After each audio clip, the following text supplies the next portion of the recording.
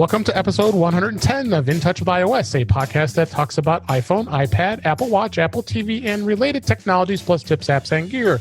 And I'm your host, Dave Ginsburg. Warren Sklar was not able to make it this week, so I have some stuff going on at his beach house, but we would have had a guest anyway, but I'm glad to have Chuck Joyner come back and join me on the show. How you doing, Chuck? I'm great, David. I'm the break the glass, the emergency guest. Yes, I can't thank you enough for. It was like 3 hours before panic time. We wanted to bring you a show this week, and I can't thank you enough for being here to, I guess, more or less filling in for Warren, because we were only going to have Warren and myself. But glad you're here. No problem. I'm glad Warren's okay, and I'm happy to be here. All right. And we got a lot to talk about this week, actually. There's a lot of news. Seems like a lot of active news with Apple. Apple being very active, especially in the stock market, I've noticed lately. I think we're all making money on the stock market because it continues to go higher. It's 52-week high, continues to be 52-week highs. Phil Schiller stepping down, and all kinds of other news. And I've had a good topic this week. I thought we would look at what apps we have on our iPhones and see what we use and what we don't use. I thought that would be a cool thing to talk about. But let's just go back right into the news. I think that's always a good place to start. And the first story, as I just mentioned, Phil Schiller is now a Apple Fellow. He is going to be transitioning to that role. Greg Jaws-Wiak, or they call him Jaws, is now promoted to SVP of Marketing. And Apple announced that. This is in 9to5 Mac as our story link here. And he will transition to a new role. And he did serve as Senior Vice President of Worldwide Marketing for quite a while, 27 plus years. I think he was working for Apple and then some. Just to kind of sum it up, he just decided that it was time to step down. He's 60 years old, wants to spend more time on his family, and like I said, he bleeds 6 colors and all that stuff. And what were your thoughts on this, Chuck? And I know it was definitely interesting for sure. I think it's great that he's transitioning the way he is. If I remember correctly or read the story correctly, he's still going to be running the App Store, so he's not going to be completely out of operations.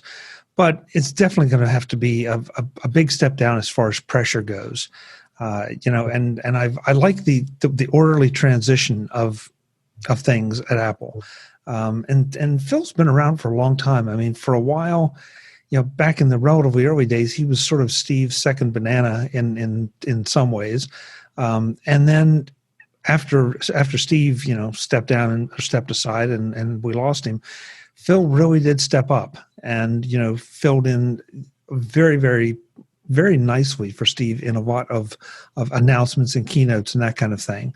Then after that, he's now, he's been part of the senior management team. And again, he's just not leaving. And so I like that feeling that he's still going to be there maybe to mentor things and there to answer questions. It's not just like, okay, the door closes and he leaves. So I thought this was a very positive thing. And having Apple Fellow as a designation, Alan Kay was an Apple Fellow. There were a number of Apple Fellows, I believe. And so Bill Atkinson. Guy Kawasaki. Yeah. There was quite a few. He's in pretty heady company there, no question about it. Yeah, so but our hats off to Phil. I mean, it was always fun to watch him do his thing on stage each time they had an event, and I think it's going to be a good thing for him, for sure. Next story, and I know you probably kind of wondered why do I have an Android story in this? but I kind of wanted to just kind of laugh about it a little bit. This was actually in CNET. I'm not usually a big fan of putting CNET articles in here, but Android is finally getting its version of Apple's AirDrop, and the feature is called Nearby Share. And it's been years in development too. That's interesting to know. Well, Apple's had this probably since 2011, and so they've been doing this for a long time. And Google's gone all this time without having that type of technology, which is something that I've really loved using. I'm sure you have too, Chuck. And again, it's Android. I know we're too excited about Android, but what'd you think? I think Google's really reacting on this one. Yeah, I agree, David. I go back and forth on stories like this because one minute I get incensed that somebody's stealing from Apple, and then you realize Apple copies things from the other side, and so it ends up as if a good idea is a good idea, then it's a good idea across the board. And it does seem like there should be a way maybe to protect a really good idea if Apple had it first, or if Google and Android had it first. But this one is, I think the Android people are going to find it so useful. The one question that I would ask, and we won't know until it's out there in the wild, are the security implications of this.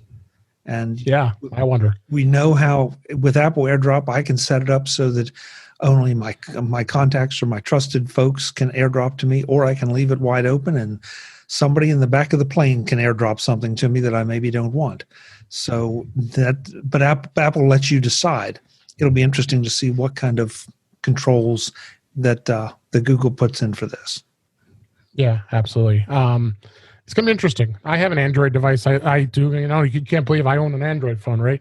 And I have it only because I want to learn more about it. I have to know about it because I do get questions in my job. So it's definitely going to be interesting to see how it works. I'd be interested to try it, and because they said it's going to go back since any models. I think it was the Android Marshmallow. They're great code names. That's going to happen. That's going to happen. That's going back as far as 2015. So they'll have some phones that'll be able to support it. So anyway, that's Android. Next story. This was an Apple Insider, and I have talked about this many times. I'm very excited about this. Apple was going to allow third-party browsers and third-party email clients to be set as default in iOS 14, and they've now outlined some details of how they're going to allow this. So it just can't be any just Johnny come lately person to say, hey, I want my browser to be the default browser on an iPhone. It just isn't going to happen. So this actually was detailed in a support document that actually was spotted by Mac Stories Federico Vertucci. And the guidelines are going to note third parties must meet the certain criteria based on the systems, how they do it. It applies to web browsers, how they function, the benchmarks, all that stuff. Do you think you're going to utilize something like this, Chuck, when it does come out? I don't know. I have mixed feelings about it. I want to go and see, what those requirements are. I felt like sort of this was a non-story because when this first was announced, it seemed kind of obvious that they hid it actually during Dub. Yeah, and Apple being Apple, I mean, they're not going to open the door for just anybody to take advantage of this. Once again, I'm sure there are security matters here that that we're not aware of, but. I can see. I mean, I use mobile Safari. I'm fine with mobile Safari. I don't use Mail as my default mail client, so that might potentially be useful to me. But we'll see. We'll see. Yeah, no, I think it's definitely going to be interesting. Same thing with the browsers. I'm kind of all for it. I mean, if they're going to now allow that you don't have to have the native Safari browser, then it's been like that since day one. I'd be curious to see how the browsers actually work when it comes to the back end, because Apple's always insisted that even though you have Google Chrome, you have Microsoft Edge, you have Firefox, you're still going to have some sort of Safari back end in order for the browser to function. And I'd be curious to see how that goes and how the developers can set that. So. Yeah. I mean, top to bottom, because at some point, I would think it's advantageous for any browser developer to have the option. It's not their option; it's the user option to be designated as the default browser on my iPhone or your iPhone. Right. But how much work are they going to have to do? And will Apple maybe hobble a little bit? Some of the feature sets. I really don't know. It's kind of beyond my understanding of programming to know just what that is. And this is way too new for us to really pass judgment just yet. No, as you said, it kind of is a non-story because of the fact that it's still in beta. If Warren were here, he'd be all for it. But but I'm excited about it. I think at least to give people options, being able to have an option of being able to make Spark Mail your default or Outlook your default email, make Firefox your default browser. So it's going to be interesting to see what happens. We got probably another month, maybe two, and we'll be ready to go for iOS 14 here, and we'll be probably talking a lot more about this soon. So let's go ahead and move on to the next story we have. Google announced a new mobile features for docs, sheets, slides, and including dark mode, which is kind of exciting. Google has announced a handful of mobile enhancements for its apps, docs and sheets and slides, and are going to be active now or are going to be rolling out on iOS soon. They had a complete rollout of a dynamic email in the Gmail iOS app, which I use. I believe you do use that too, right, Chuck? Yeah, I do. The Gmail iOS app, and that they're going to be doing a lot of enhancements to this, and it's good to see, because I'm a big user of Google Docs. I have a G Suite account, as we were talking pre-show, and I find that doing our show notes in Google Docs seems to work really well. It's easy to share, easy to edit. I like how it has live links and all that stuff. So I think this is pretty exciting. What do you think? Again, it's one of those natural evolution things. I mean, I think everybody is moving toward mobile, or at least enhancing their mobile offerings and their feature set. The dark mode thing, that's one of those that, frankly, I don't get, because I am so used to seeing my Mac in my way or my phone my way, that it really hasn't made a big difference. It's, whenever I turn on dark mode, it's like, oh, that's interesting. But I can't say like, oh my God, I just love it. I don't hate it. I just, it's just sort of there. But yeah, I mean, I think this is completely natural. I don't use Google Docs to any significant degree. In fact, usually I don't use it myself. I certainly interact with it when people like you send me show notes in it, or some others send me different things in it, and it's fine. It's a very serviceable platform. It has some definite advantages, but it is what it is. It's a great tool if you have the need, or if you've integrated it into your workflow. Yeah, absolutely. All right, let's go ahead and move on to the next story. I found this interesting. Thought we might have a bit of a discussion about it. It's still pretty new, but Google did announce that the Pixel 4a phone was released this week. And it's very similarly compared to the iPhone SE, that they're actually pricing it $50 less, which is interesting. It's a budget phone, but I'd like to see how the comparisons are.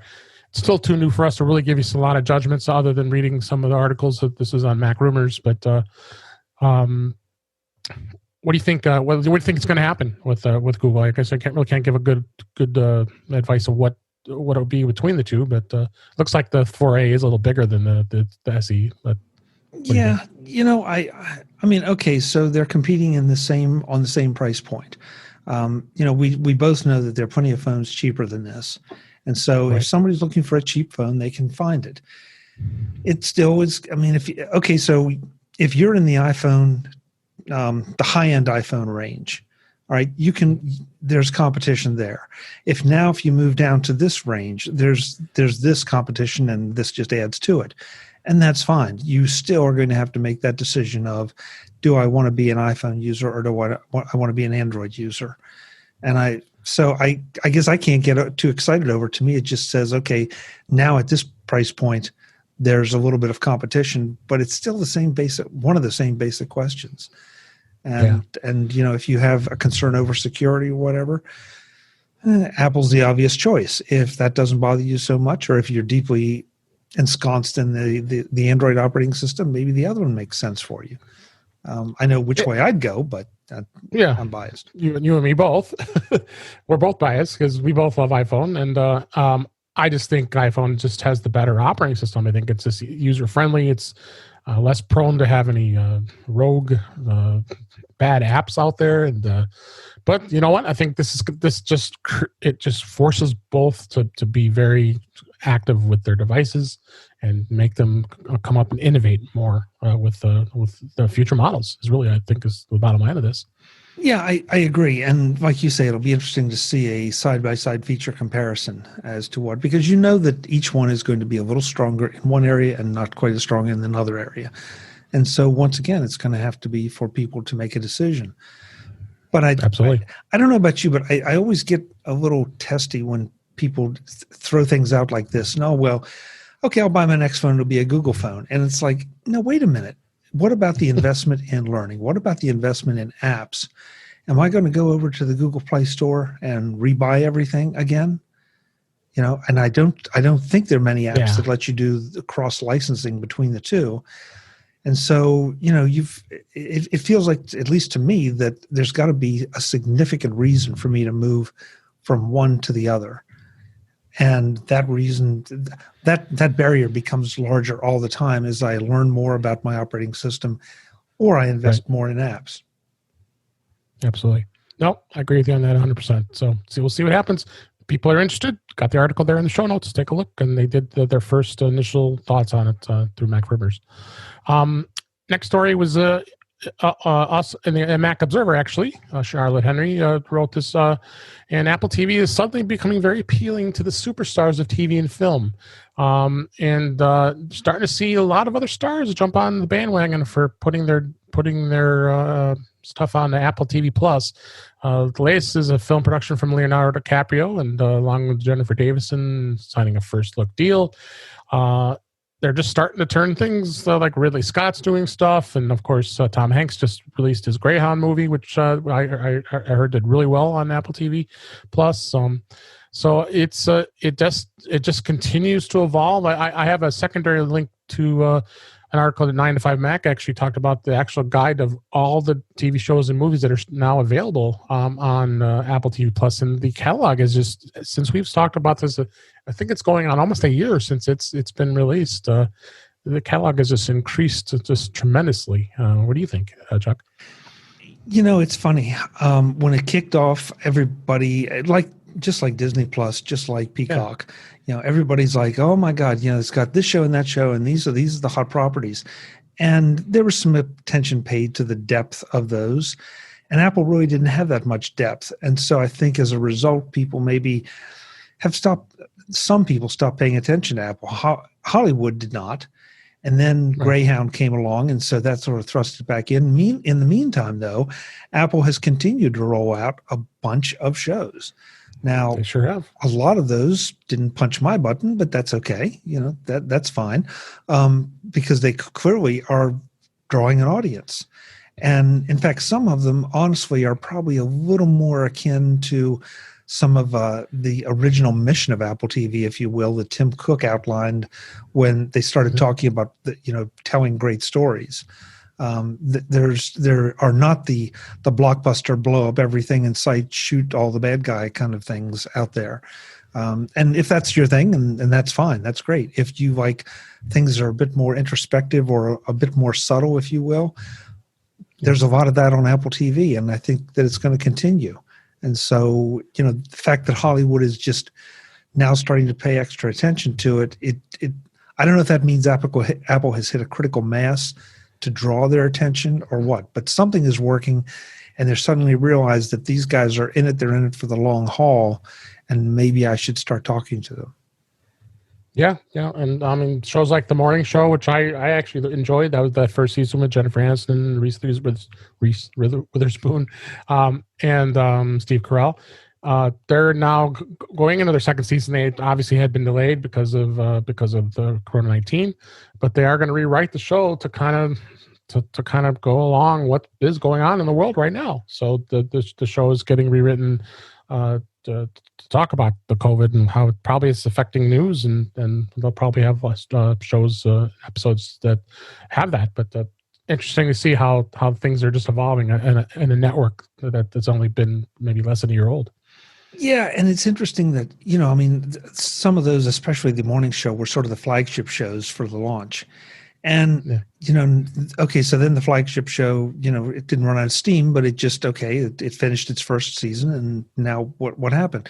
Meanwhile, Apple is assembling a little fleet of shows that may not have quite the punch or the broad appeal, and that's me imposing, I guess, my judgment on what has a broad appeal or what doesn't. But it doesn't feel like these things have quite the same broad appeal, but they're there. they're grabbing their audiences, and they're significant enough audiences that, again, people are noticing. Absolutely. It'll be interesting to see. So check the show notes. Got linked to show that has a list of all of the shows that are and movies that are on Apple TV Plus right now. Next story. This was actually linked to Six Colors. Our friend Jason Snell and Dan Morin. The Microsoft has ended the cloud streaming beta for iOS and is prepping for an Android-only launch. This actually was in The Verge. And it's definitely going to be interesting to see. They're doing the xCloud preview they did back in February. They found it passable. It wasn't amazing, but it's noted that Microsoft has also been big with Xbox and gaming, and this I thought would have been interesting. But now you kind of wonder: is this kind of questionable what Microsoft wants to do? I think this all boils down to the way the App Store works and then the in-app purchases, and they may not have felt that it was going to fit with their needs. I don't know if you had a chance to take a look at this, Chuck. What do you think of this?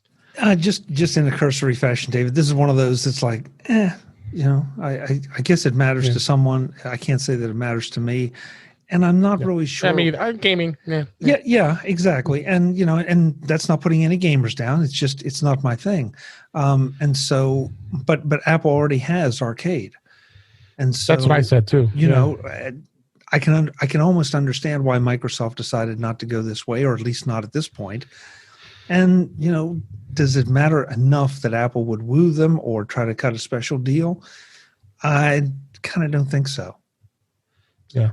And then, of course, the press has to spin it a little bit and kind of speculate, will this affect Microsoft in the future for their development in iOS? I just don't see that. I mean, I think they're really strong in Microsoft Office. They know that platform is here to stay for iOS users, especially in the business world. So I don't know if that's going to affect anything else in Microsoft, but you never know. I don't think so. It would be the first time, I think, in a while that gaming would drive anything that Microsoft did other than this strictly game market. I mean, that's one of those, okay, I got to find something to fill in here that will alarm people. So that's what we're going to put in. Yeah, exactly. I threw a toys, this was 9 to 5 Toys. I threw going along with gaming here, Anker, our favorite company that makes lots of great battery packs and cables and such. They released a new iPhone and Android gaming controller, which are universal design, so you can use it with both platforms, which I found to be interesting. It does have a built-in battery pack, so it'll charge the phone as well as plugs right into the device, and you can use it for playing games. Again, neither one of us are gamers. Isn't a big thing, but I thought it was kind of cool, and only $28 with a discount. What do you think? I think this is another new toy, I guess. Yeah. I mean, Anker does such a great job with everything. And they do. It would only make sense because I'm way out of my league here, David. I don't know enough about the engineering of a game controller, but it would seem like it should be a relatively trivial thing to give iOS and Android support. So why would you not? For the sake of a few more transistors and a few more codes of firmware, make it so that I could use it on either one. Yeah, seems like a no-brainer. Yeah, and just like Mac and Windows. I mean, they get things to work with both of those as well. So just a cool thing. I hadn't seen that very often to be on both platforms. So, but interesting. And then I had to go at least talk about a little bit about TikTok, but Instagram actually came out today. They're now cloning TikTok with a new short form, quote unquote, Reels video feature that's launching today. Instagram is out today with a major release that should crank up the competition with social media apps.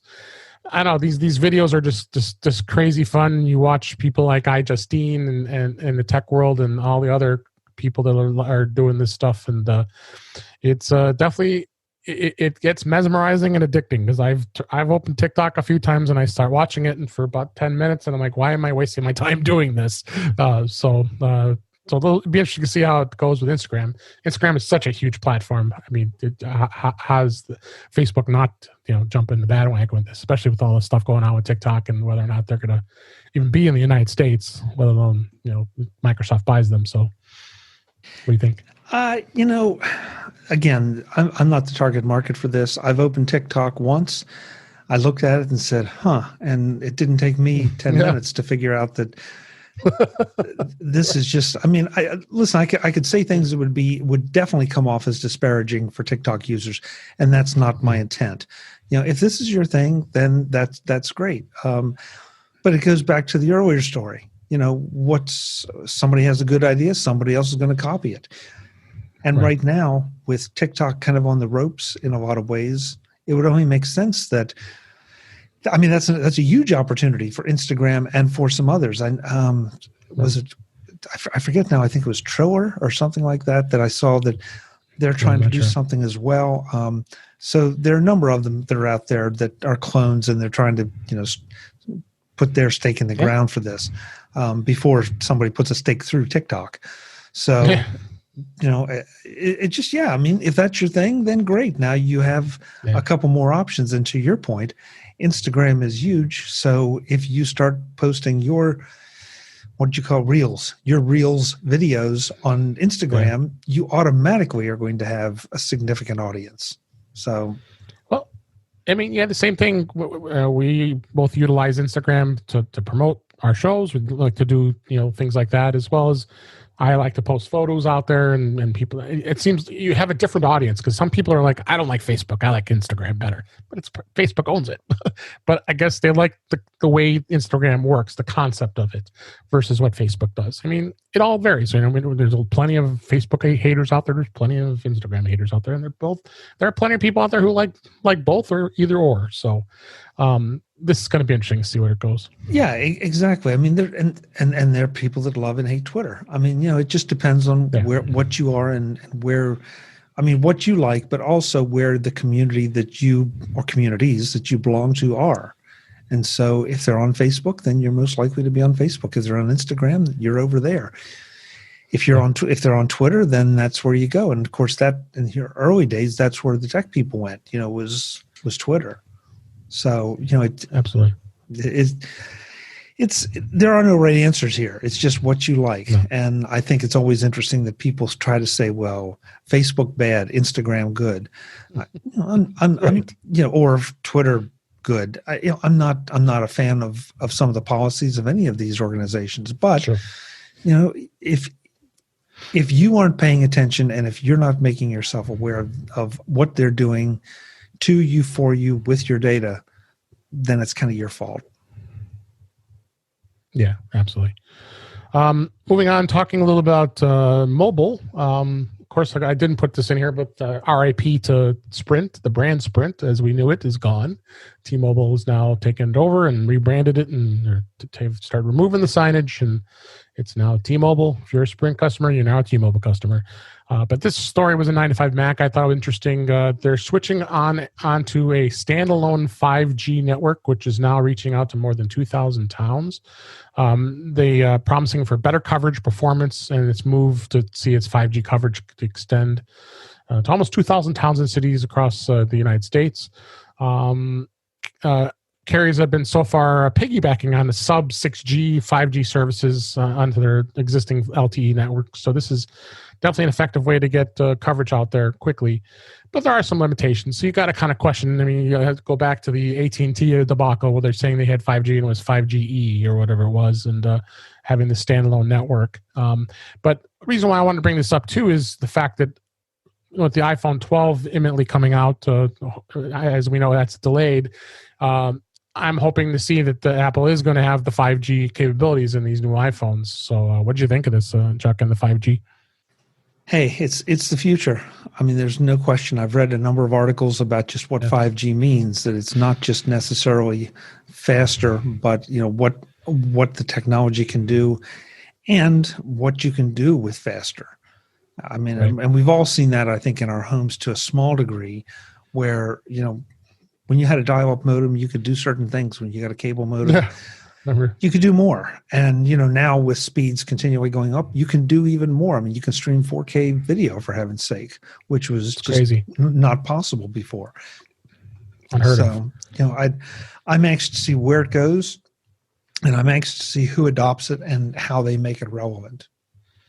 Yeah, I agree. And we saw it before. We saw when you went from 3G to 4G. They went to 4G to 4G LTE, and now we're at 5G. So the short increments of speed has definitely made quite a difference in the market. I reviewed a home internet that was still a 4G LTE from T-Mobile, and I thought it was efficient. It was had pretty good speed but efficiency, I should say, for speed. I mean, the speed was slow. It was only like 20 to 30 megabits, which to me is kind of slow if you really consider. But there are going to be people out there who can't really get high speed internet or don't want to spend the large amounts of money for it. I have a 1 gigabit service through Xfinity Comcast, and you pay for it. I mean, but you do see quite a difference in the performance. So it's definitely exciting. Technology continues to evolve, and mobile services are always going to be there, and I think they're just going to continue to grow. Where I think this is going to get really interesting is for those underserved areas, those more rural areas. And I'm not talking about the cornfields in Kansas either. There are plenty of places and I know a couple of friends in this area that, they're not somewhere that they can get a hardwired cable, whether for us, it's usually Comcast, but they're just, there's not enough money there for Comcast to reap, and so they don't want to dig the trenches and do those kind of things. And so these poor folks are sitting there with a dial-up or some substandard by today's Satellite standards. And it's really tough. And so 5G could be the thing that solves this, because it's just a matter of putting up a tower or two and sending the signal out. Not that putting up a tower is a small feat, but still. No. The idea that you could deploy this a lot wider and a lot easier, and more affordably. So I'm looking forward to it. Because I think it'll bring a lot more people into the 21st century. Yeah, no, it's definitely going to be interesting. And then last story, I don't know if it necessarily was a story, more just letting us know the iPad Mini that originally came out in 2012 is now considered vintage by Apple. And I know how sad you are about that, Chuck, right? My iPad Mini still works just fine. So is it 2012? Yeah. Is it really? Yeah. Oh, great. Yeah. Oh, is it iOS 9 or iOS 10? I think it's 10. I think. Okay. But it's. Oh, that's right. That's one. I've seen you use it. Yep. Yeah. It's. Here we go again, David. This. We're about to go down the upgrade discussion. There's nothing that this iPad Mini needs to do that it doesn't do for me. Now, it doesn't do everything my larger iPad does, and that's fine because I don't expect it to or need it to. But it's fine. So as long as it's not creating or a security risk for me of any kind, it's still very serviceable. Yeah, as long as the apps, you can still get apps to work. Then that's the problem. I mean, as it continues to age, the app developers will stop supporting older versions of iOS, but you'll still get a few more years of good service out of it. Sure. And sooner or later, it's going to die. I mean, that's just the nature of these things. So absolutely. So, all right. So let's move on to the topics of the day. Warren not being here, of course, I can't make fun of him because he's already on beta. I know he already installed it, and Apple did announce and I believe they also released it out to the public. So there's public betas as well as the developer betas for beta 4 of iOS 14. Looks like they're doing some more fine tuning and cleaning up the look with the app library, and FaceTime calls are not taking up the entire iPhone display, and there's just all kinds of stuff here. But I know, again, this is all sub stuff for you, Chuck, since you don't dabble in beta. But have you had a chance to look at anything at all, and did you have any thoughts at all on this? No, you know what? I obviously take a look at the articles that come out and talk about this feature or that feature of iOS 14. Yeah. I really haven't kept up with the betas simply because things can change. And so for me, it's not worth the time. I mean, yeah, I'm aware of all the major new features, and some of them I'm really looking forward to. In fact, I just saw one today that there's an autoplay for music. That if you, if you, as I understand it, if you select a track and it starts to play, and then it ends, if you have this turned on, you automatically get more music like it.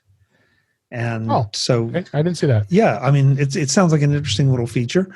I seldom let the machine pick what I'm listening to. I like to pick what I'm listening to, but I can certainly see situations, and maybe in a party situation or somewhere that you just want background music. You set it to play a couple things, and then but you don't want to have to be wrestling with a playlist all the time. That this could just go on perpetually. So. Each of those little features just add up to what I think is going to be a nice update. But I sort of wait till I stumble across those, as opposed to really sitting down and saying, "Okay, now what is this? This is developer beta 7 or whatever." And we're beta 4 now. Yeah, beta 4. Okay, so I have no idea. Yeah, that's okay, no problem. And that's what's going to make it exciting on this show, as well as you'll talk about stuff in the future when it does come out, and we'll hear about it. We just talked to Shelley Brisbane on Tuesday, and I can't wait to hear about her book and see her read her book when she updates everything for accessibility, because I know they're doing a lot of great enhancements in iOS 14 for that, for the sight and hearing impaired and others out there. So I'm looking forward to that too. So it'll be some fun stuff to talk about when it comes out. Definitely. All right. And next topic I want to talk about here is I thought it'd be kind of fun. What apps are on our iPhones? I know Chuck's going to have to pull up his phone, just like I have right now, my iPhone. And I have to really think about what apps do I use like every single day. Chuck, what are some of your mainstays that you think? Obviously, Gmail. You're checking email every day, and so am I. I go back and forth with mail. I use mail for my personal, and I use Outlook for my business. So, what are some of the apps that stand out to you that you use? When you told me this was going to be a topic, I tried to think about it. Okay, so I start my day with an iPhone alarm to wake me up, or at least if I don't wake up on my own. So me too. I'm using the alarms feature. I sleep with with a white noise app to drown out things. So the white noise is running all night for me. And it has a display feature that puts a clock up, so that if I roll over in the middle of the night, I know what time it is. As you said, Gmail for me is my email thing. Dark sky right now, especially with some of the weather we've been having here on the East Coast, has been pretty darned important to me. I have Busy Cow as my calendar, and so that's frequently used. Of course, the Facebook app and the Twitter app to check things. Sure. I have several Wyze cameras set up around the house, and so I frequently check that app, because now that I'm working at home, I have, I guess, 3 sides of my house equipped with Wyze cameras, so I can look out and don't have. It's pathetically lazy, but I don't have to get up and go and look around. I can just. I think I heard something. So I hit the camera that's on that side of the house and can usually see what's going on. Do you, as far as Wyze Cams go, do you have them inside your house, peeking out the window, or? Yes. Okay. Yes. Because I have those too, and I've been trying to figure out how to do that. I mean, in fact, we just talked about it, and I don't know if you. I took it out of the box. We got we're going off topic here, but that's okay. The Wyze, the wireless Wyze cameras. I don't know. Did they give you the little hat like I have here as a new backer? I don't know did you get this little gift to the box with it? I'll be honest. This is a cowboy hat. Wait a minute. No, I didn't. It's a cowboy hat. I didn't get that. Oh, yeah, because I call them and say, "Hey, I want my little cowboy hat." Is that cool? Everybody on the camera can see this. It's a little cowboy hat because I bought it right away as soon as I got announced the pre-order. It's a cowboy hat that snaps on one of the cameras. I'm gonna now. I got to go back and look in the box because I did not see that. I did not see that. There was a separate little box, and this was in it. So I'm like, I have to do this. But yeah, the Wyze Cams are great. I mean, I have all of the one for indoors. I actually had one that was I cheated. I have it sitting outside a ledge outside my backyard and pointing outside so I can see my garage, and it's under enough. It's covered that it hasn't really. The weather hasn't affected it much. So, but you're not probably supposed to do that. But now that I got these wireless ones, I think it's going to be great. And controlling it from the iPhone is awesome. I don't know if you want to elaborate a little bit on that. Well, yeah. I mean, I also have the one David has, but I haven't put it into service yet. But they have one that you can adjust. You can do a pan and tilt. And that one too. As a result, again, that just, I mean, it's got a nice broad field of view to start with. And with that ability, I can definitely cover the front of my house and the back of my house from just one location, just by panning it around, and the app is so good that, I mean, it's so stable. I have to say that I love these little things. I do have a Ring doorbell, and so as a result, I'm trying to look at my home screen and see what's there and what's most important. But the Ring doorbell again has been sort of a lifesaver. Now that I'm at home all the time, it's not quite as big a deal. But for a long time, it was terrific because if anybody knocked on my door, well, scratch that, rang the bell, I can answer it whether I'm in the basement or whether I'm at the office or whether I'm 5 states away. It makes it really, really nice. Waze, again, none of us are doing the traveling we did, but Waze is always a big thing for me. Audible, I really do love. In spite of the fact that I have way too many podcasts stacked up, I still find time to do some Audible books, and so that's a frequently used app. There's an app called My Radar. As much as I like Dark Sky, I like the My Radar better. It just seems to be. I like the presentation of it better, and it seems to be a little more granular, if you will, if you're really trying to drill down to where you are and to see what's coming. It's in the radar. Yeah. It's not. I mean, Dark Sky is a little more about predicting. The radar is just okay. You can interpret yourself as to whether you're in green, yellow, red, or oh my God, get to the basement. The app is called Radar. It's called My Radar. My Radar. Yeah. Okay. Because I use Carrot, and I think Carrot has a great radar built into it. I don't know if you've used Carrot before, but I played with Carrot, and it was okay. Absolutely nothing wrong with it. It's just again, one of those matters of personal preference. Okay. I think those, I would have to say, David, right off the top, those are probably my most frequently used. Let's see what else here. Well, we're using Teams for the office, and so I've been using that a bit more. And I'm embarrassed to say that I forgot the most obvious one of all, and that's Overcast. Because Overcast is my podcast player of preference, and it probably gets more screen time, playing time, whatever, on my iPhone than just about anything else. Because if I'm doing anything, I'm probably playing or catching up on podcasts. We can definitely hit that topic real quick as far as podcast catchers.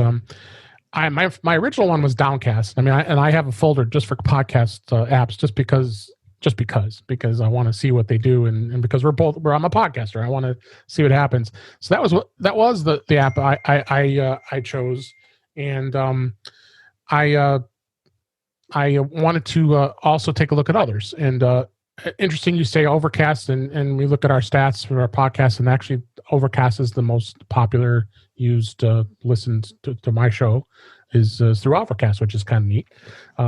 Other than Apple Podcasts, and but I've been kind of digging Pocket Casts lately. I've been using that, and I think I really like the fact that I can go in there. I got video or audio, and I think it's been working really well as far as those apps go. I don't know if you've dabbled with podcasts at all, but I like that too. Yeah, I was a Downcast fan for a while, and then I tried Overcast, and there are three features of Overcast that really are killer for me.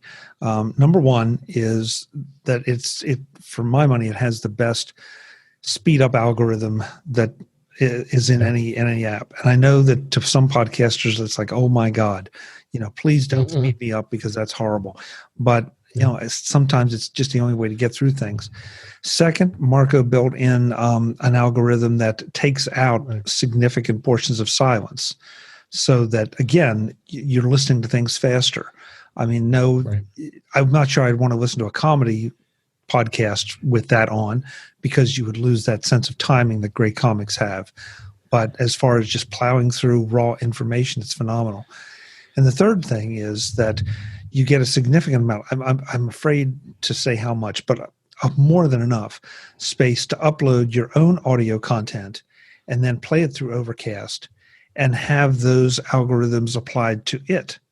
So, I didn't know that. Oh yeah. So I've got a number of audiobooks from back when you bought audiobooks on disc, and rip those off, upload those through Overcast to play, and now I've got that. I've got the extra speed. I've got the silence shift. There's also a voice enhancer that I definitely notice, but I don't misunderstand. I love it, but that's not one of my top three. But that ability to take my own content, put it up there, have it in the same place that I listen to everything else except Audible, and have those features. Yeah, it's far and away my favorite. Okay. I'll dive in a little bit as far as some line. One we didn't mention. I'm sure you use 1Password. I think that's an app that I probably would go in at least a few times a day to take a look at my passwords. And the social media for sure. Go Facebook, Twitter, Instagram, LinkedIn. I go in there once in a while, just check what's going on there on the business side of things. Use Outlook all the time for work. And, I've done smart thing. I like Outlook a lot with email, but I've been fine with Apple Mail, and I may switch to the Gmail app at some point, just getting tired of the Apple app. But I kind of spread my email across different platforms. Like on my Mac, I have it on Apple Mail. I also have it in Outlook because I want to experience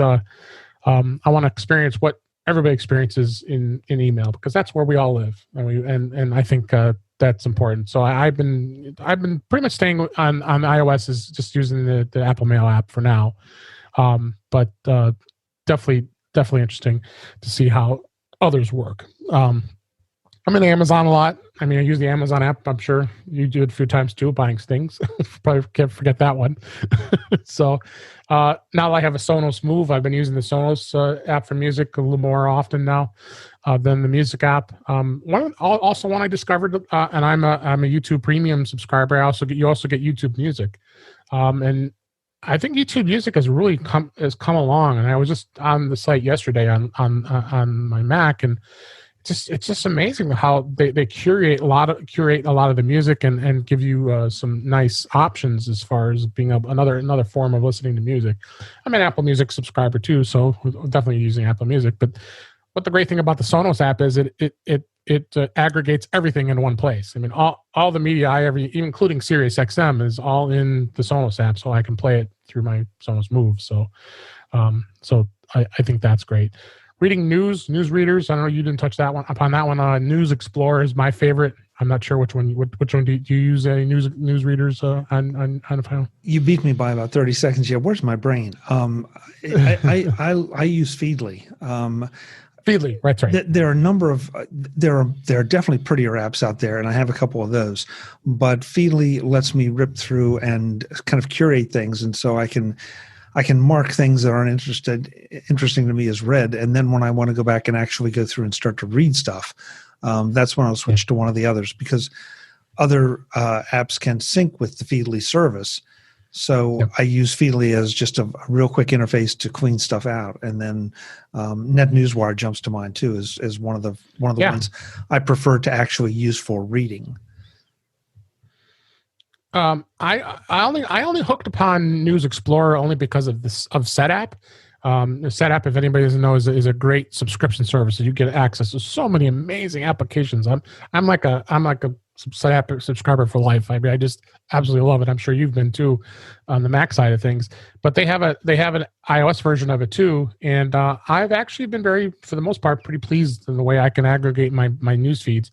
Because that's how I do it. I'm sure that's how you do it as well. It's all the Apple news feeds as well as local news and national news and technology in general. And you back up that feed, so be sure you're backing that feed up. Because I almost got in panic. I had all this set up nice and sweet, and I thought I lost it when because you remember when my Mac crashed. I said, "Oh my God, I didn't back up that."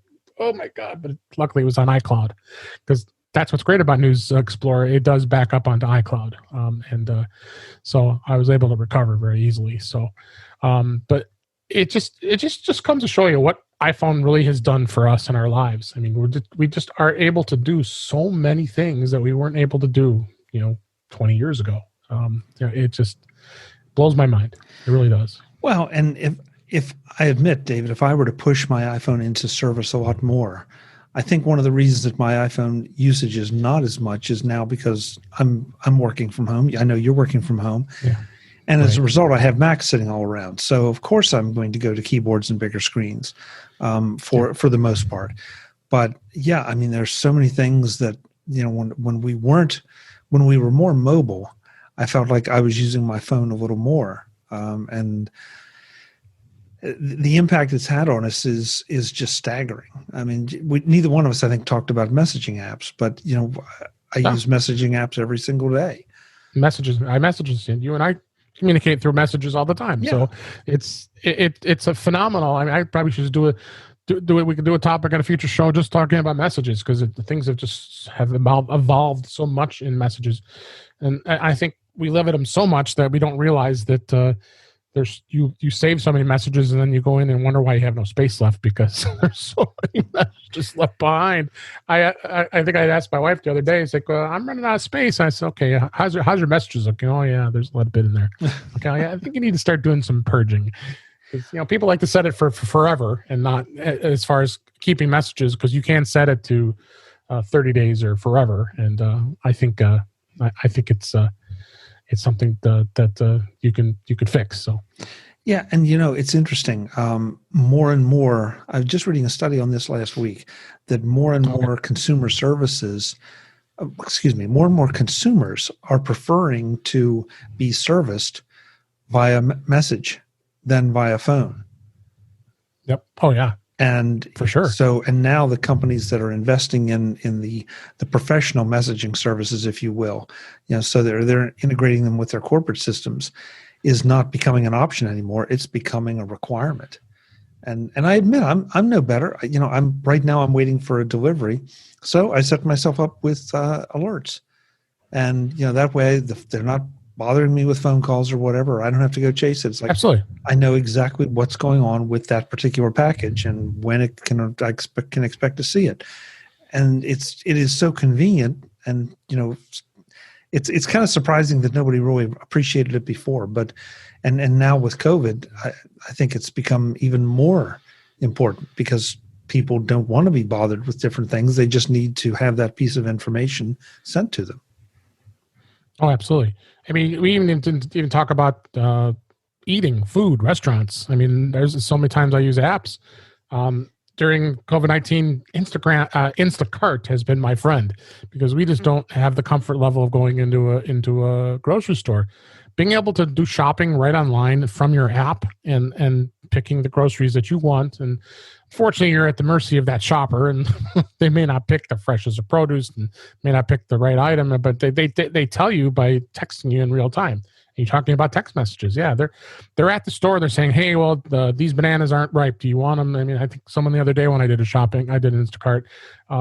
Yeah, these peaches and these nectarines aren't real ripe right now. Do you want me to get them? They should get ripe in a few days. And that in itself, just having that capability in shopping is pretty awesome, I think.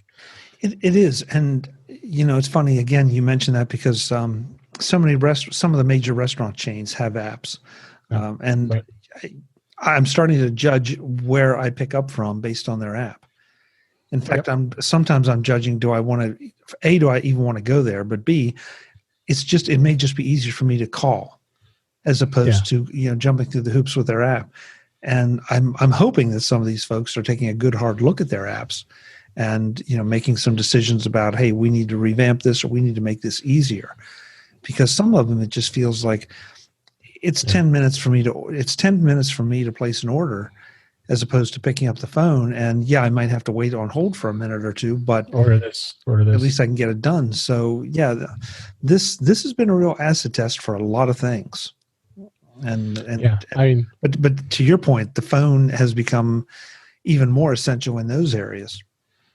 Oh, for sure. And I utilize services like Grubhub. You have DoorDash, you have Uber Eats, those services which bring all the restaurants into one place. I've found that it's been pretty easy to order through those apps where you have, like you said, your local restaurants that you deal with that may not be part of any of those services. They hire some of those developers that they don't have a very good app to have a good experience. So, anything else you wanted to touch on that? David, the funny thing is, the more we talk, the more I realize, I use the phone for that, and I use the phone for that, and I have an app for that. You forget, you forget that, gee, I reach over and grab my phone for these things, because it's become such a way of life. Yeah, absolutely. I see we've got some comments in the chat room here with Michael Plott. Good to see you out there, and Frank, and being crazy in the chat room here. So we record the show live, and then Siri just goes off as I didn't say anything. But, but no, just explore your apps. I mean, we'll definitely have a list of some of the apps that that's talked about today in the show notes. But I would love to hear feedback from everybody out there. What are the apps that you use all the time? Please share it with us, and we can bring it back in the next episode and keep talking about how important apps are. And we didn't even touch upon the iPad. I mean, and the iPad does even more stuff beyond that too. I mean, and even going on beyond that, I was going to talk a little bit about. We can touch upon just a few. Let's just talk about that topic just for a bit, and then we'll wrap things up here as far as the iPad goes. I know you had the folks from Luma Fusion on your show a couple weeks ago. And Luma Fusion is an amazing video editing app, and I'm hoping that Apple will bring Final Cut Pro to the iPad. I just can't imagine why they wouldn't do it. And just having the capabilities like that, because doing video editing on an iPad might be a little more easier to do than it has been in the past. But I know you're a big Final Cut Pro user, and you like doing a lot of you do all your video editing on Macs, but would you ever do video editing on an iPad if you could? Oh, sure. I mean, I think there's definitely a learning curve. I disagree with you. I don't think I'd be surprised if they tried to bring Final Cut over, especially when Luma Fusion is there. I kind of don't want it to happen, but it wouldn't surprise me if they bought something like Luma Fusion, because it is so fully featured and so fleshed out and so well done. And not that Apple's afraid of competition or anything, but Luma Fusion just received the ability, or was given the ability now to do round tripping with Final Cut. So there's really no need to step out of the Final Cut architecture. I think it's great. I think that the photo editing, they've been a lot more into, because there's a broader audience for it, David. Yeah. So the video editing, I mean, you can do just fine with iMovie. It's not nearly as powerful, but you can certainly cobble something together. And I'm just not sure, in looking at it, if I were Apple, I'm not sure I would invest the programming time in trying to take this over to the iPad when there's something there already that can satisfy the need. I think I might be inclined to put that money more toward improving Final Cut, and and maybe even making it, working with somebody like Luma Fusion. And believe me, folks, I'm not telling any tales out of school because I know nothing, but that would just make more sense to me from a tactical standpoint, to not fight that particular battle, when how many people really are that anxious to produce that quality of video on strictly on an iPad. Shoot it on an iPad, absolutely. We're into favorite apps. Filmic Pro is phenomenal, for shooting video. Ferrite is great for editing podcasts. I don't think it's quite a fully fledged, audio editor yet, but it does seem to be improving. So, I mean, we could go on and on and on, about this. And it's tempting to, but we got to wrap the show. There are so many apps out there, and like I said, we could go on and on with it, but I want to touch upon that a little bit because I know I'm still trying to learn Final Cut Pro myself, and I've had it for a while, and just it's hard to get the spend the time. You have to do it obviously all the time because of all your video content, but I want to start doing some more. So that's why I want to see is it possible. I have Luma Fusion. I'm gonna have to start playing around with it, see how it would meet my needs. So, but like you said, we're coming to a close of the show this week. Let's go ahead and wrap things up. And of course, that's a wrap for this week. Please send your comments, questions, and suggestions to our email address, feedback@intouchwithios.com. I would love for everybody to send feedback on what apps that you use that are your daily drivers. So please send us that to that email address. You can also follow us on Twitter @InTouchWithIOS, or you can subscribe in your favorite podcatcher, including Apple Podcasts and many others. Or better yet, go to our website, our newly redesigned website, InTouchWithIOS.com, where all the links are there to listen, and you can click on one of those links and you'll be able to listen. I am Dave Ginsburg, and you can find me on Twitter @DaveG65. And Chuck, thanks again for your coming such short notice today on the show, and where can everybody find you? Hey, David, I appreciate it. Like I said, I'm the emergency guest. You can find me at macvoices.com. That's where we talk to lots of interesting people about lots of interesting stuff. And you can find me on Twitter as @ChuckJoyner. That's my preferred social network, although you can probably find me. You can find me at that handle on both Facebook and LinkedIn at LinkedIn and Instagram as well. And you also have the Mac Voices group on Facebook. Got lots of action there too. Yep, we do. So yeah, if you look around, I can be traced. We'll find you. I can be traced. Absolutely. Thanks for having me, David. All right. Yeah. Thanks, Chuck. Thanks, Chuck, for being here. Thanks everybody for listening. Hope you enjoyed the show, and we will talk again soon.